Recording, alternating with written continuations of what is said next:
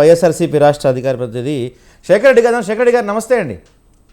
నమస్తే అండి మీకు, అలాగే తోటి ప్యానలిస్ట్కి, ముఖ్యంగా పెద్దలు పూడి తిరుపతి రావన్నకి అండ్ స్వతంత్ర టీవీ వీక్షకులందరికీ కూడా గుడ్ ఈవినింగ్ అండి. గుడ్ ఈవినింగ్ అండి. మీకు అంటే ముఖ్యమంత్రి గారు డైరెక్ట్గా ఇండైరెక్ట్గా చెప్తున్నారు, మీరు కోర్టులకు వెళ్ళి కేసులు పెట్టద్దు, కేసులు పెడితే చరిత్రహీనులుగా మిగిలిపోతారు మీరు అని చెప్తున్నారు. మరి గతంలో మీరు పెట్టినప్పుడు అది వీగిపోయింది, కోర్టుకు వెళ్ళారు, వచ్చేసింది. మరి ఈసారన్నా మీరు అంటే కోర్టుకు వెళ్ళకుండా ఆగుతారా? ముఖ్యమంత్రి గారు చెప్తున్నారు కదా. సార్, చంద్రబాబు నాయుడు గారు అనే వ్యక్తి తాను చేసే పనులు పక్కన వాళ్ళకి ఆపాదించడంలో సిద్ధాస్తులు సార్.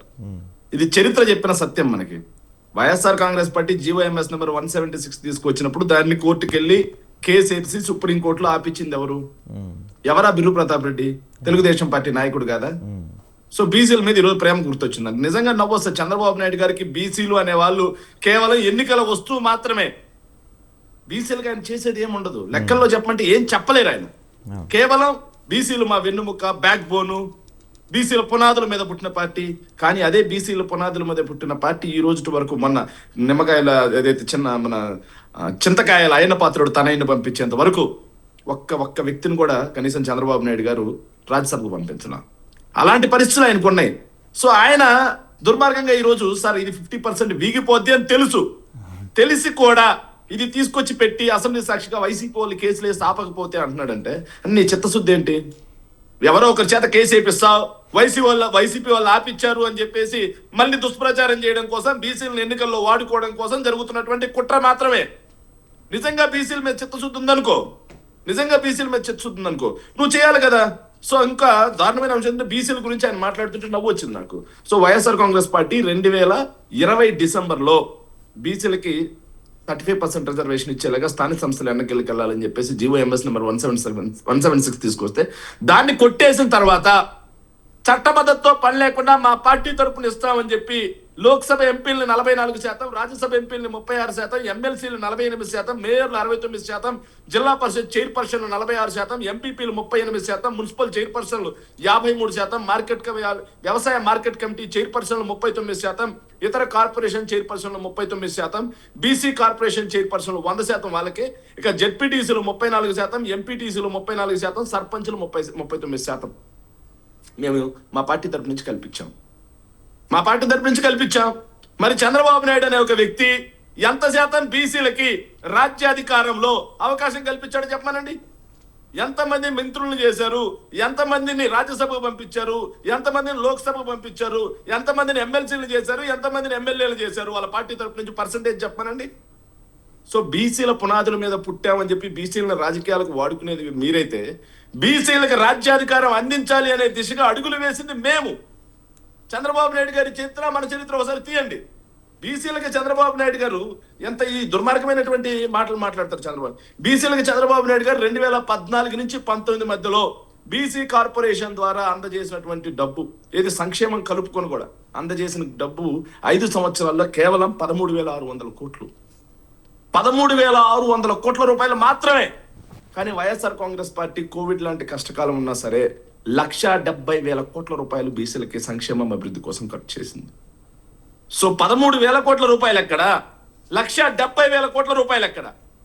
ఈ 2 సంవత్సరాల్లో కూడా ఒకసారి చూసుకుంటే సార్ చంద్రబాబు నాయుడు గారిది మరి దారుణమైనటువంటి లెక్కలు ఉన్నాయి సార్. 24-25కు సంబంధించి 19,000 కోట్లు కేటాయిస్తే 7,000 కోట్లు ఖర్చు చేశారు. కేటాయింపులు వేరు, ఎస్టిమేట్స్ వేరు. 25-26 సంవత్సరానికి సంబంధించి 23,000 కోట్ల రూపాయలు కేటాయిస్తే 13,000 కోట్లు ఖర్చు చేశారు. సో ఈ 2 సంవత్సరాల్లో ఆయన ఖర్చు చేసిన కూడా 20,000 కోట్లు దాట్లా. మరి 1,50,000 కోట్ల రూపాయలతో బీసీ సప్లాన్ నిధులను మేము కేటాయిస్తా ఉన్నారు. 3 బడ్జెట్లు వచ్చాయి, బీసీ సప్లాన్ నిధులు ఏమైపోయినాయి? దానికి సమాధానం చెప్పరు. బీసీలకు సంబంధించి మేము అడిగాం సార్, బీసీలకు సంబంధించి ఏం చెప్పాడు? 50 సంవత్సరాలు దాటినటువంటి ప్రతి బీసీ, ఎస్సీ, ఎస్టీ మైనార్టీల్లో బీసీ సోదరులు కూడా ఉన్నారు. 4,000 రూపాయల పెన్షన్ ఏమైంది? బీసీ రక్షణ చట్టం ఏమైంది? వీటన్నిటి గురించి సమాధానం చెప్పాలి. సో చంద్రబాబు నాయుడు గారు మాటలకే పరిమితం కాకుండా సార్ నిజంగా బీసీల మీద ప్రేమ ఉంటే వైఎస్ఆర్ కాంగ్రెస్ పార్టీ ఏదైతే పార్లమెంట్ లో మేము 50% బీసీలకి రాజ్యాధికారం లభించడం కోసం ఒక్క నిమిషం అతను ఆపండి. బీసీలకి మేము 50% రాజ్యాధికారం రావడం కోసం పార్లమెంట్ లో ప్రైవేట్ బిల్లు పెట్టున్నాం. మేము ప్రైవేట్ బిల్లుకి తెలుగుదేశం పార్టీ వాళ్ళు, జనసేన పార్టీ వాళ్ళు, బీజేపీ పార్టీ వాళ్ళు మొత్తం కలిసి సెంట్రల్ గవర్నమెంట్ లో మనం పార్లమెంట్ లో చట్టం చేద్దాం పదండి 50%కి. వైఎస్ఆర్ కాంగ్రెస్ పార్టీ కూడా కలిసి వస్తుంది. సో మీ నిజంగా మీకు చట్టబద్ధత, మీకు చిత్తశుద్ధి ఉంటే రండి చేద్దాం. ప్రైవేట్ బిల్లు మేము పెట్టున్నాం కదా, సో మేము పెట్టిన బిల్లు మీకు ఇష్టం అయితే మీరే పెట్టండి బిల్లు. దానికి వైఎస్ఆర్ కాంగ్రెస్ పార్టీ కూడా మద్దతు ఇస్తుంది. బీసీల మీద అలా కాకుండా కేవలం ఎన్నికలు వస్తున్నాయి, బీసీలను వాడుకోవాలి ఎన్నికలకి. సో బీసీలకు మనం ఏమీ చేసింది లేదు, బీసీలకు సంబంధించి ఈ 3 బడ్జెట్లలో కూడా మనం ఏం కేటాయింపులు చేయలేదు కాబట్టి బీసీలు ఆగ్రహంగా ఉన్నారు. ఈ రోజు రాజకీయంగా వాడుకోవాలి కాబట్టి బీసీలకు 33% మేము రిజర్వేషన్ అమలు చేస్తామని చెప్పి. సో అసెంబ్లీ సాక్ష్యంగా పచ్చి అబద్ధాలు. బీసీలకు మొట్టమొదటిసారిగా 20% రిజర్వేషన్ మేమే ఇచ్చామని చెప్పి. మీరెవరండి ఇవ్వడానికి? మీకన్నా ముందు 1953-56 నుంచి ఆంధ్ర రాష్ట్రం, అదేవిధంగా ఆంధ్ర రాష్ట్రం మద్రాసు నుంచి, హైదరాబాద్ నుంచి వచ్చి మొత్తం ఆంధ్రప్రదేశ్ ఏర్పడినప్పటి నుంచి బీసీలు కొన్ని వర్గాలకు రిజర్వేషన్స్ ఉన్నాయి.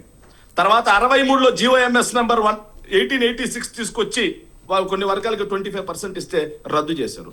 తర్వాత అనంతరామన్ కమిషన్ ద్వారా 93 వర్గాలను బీసీలుగా కేటాయించి 30% రిజర్వేషన్ విద్యా విధానంలో పీజీలకి, అదేవిధంగా గ్రాడ్యుయేట్స్ కి రిజర్వేషన్ ఇవ్వడం జరిగింది. తర్వాత 1970లో విద్యా విధానం పీజీలకు కూడా దాన్ని తీసుకొచ్చారు. 79లో మండల్ కమిషన్ సిఫార్సు చేసింది. మండల్ కమిషన్ ఆమోదం చేసింది 1990లో. 1990లో చేసిన తర్వాత 1994 ఏదైతే చంద్రబాబు నాయుడు గారు, ఎన్టీ రామారావు గారు ముఖ్యమంత్రి కాక ముందే బీసీ కమిషన్ ఏర్పాటైంది. బీసీ కమిషన్ ఏర్పాటు అవడంతో పాటుగా బీసీ కమిషన్ యాక్ట్ 1993 తీసుకొచ్చారు. 1993 తీసుకురావడంతో పాటుగా 29%కి బీసీలకి ABCD వర్గాలుగా చేసి వాళ్ళకి రిజర్వేషన్స్ ఇచ్చారు. తెలుగుదేశం పాత్ర ఏంటి? కాంగ్రెస్ పార్టీ ఉన్నప్పుడు జరిగింది ఇది. సో అసెంబ్లీ సాక్షిగా పచ్చబద్దాలే.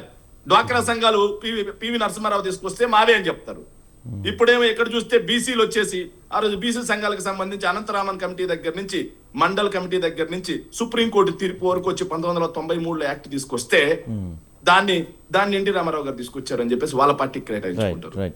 ఏమి దుర్మార్గం! బీసీలకు నిజంగా, బీసీల మీద మీకు నిజంగా చిత్తశుద్ధి ఉంటే బీసీలకి రాజ్యాధికారంతో పాటుగా బీసీలకి సంక్షేమంలో కూడా పెద్దపీట వేయాలి మీరు. బీసీలకు వైఎస్ఆర్ కాంగ్రెస్ పార్టీ ఇస్తున్నటువంటి తోడేమైంది, చేయూత ఏమైంది, ఆసరా ఏమైంది, ఇవన్నీ ఏమయ్యాయి? ఒక్క నిమిషం అండి శేఖర్ రెడ్డి గారు, ఒక్క నిమిషం.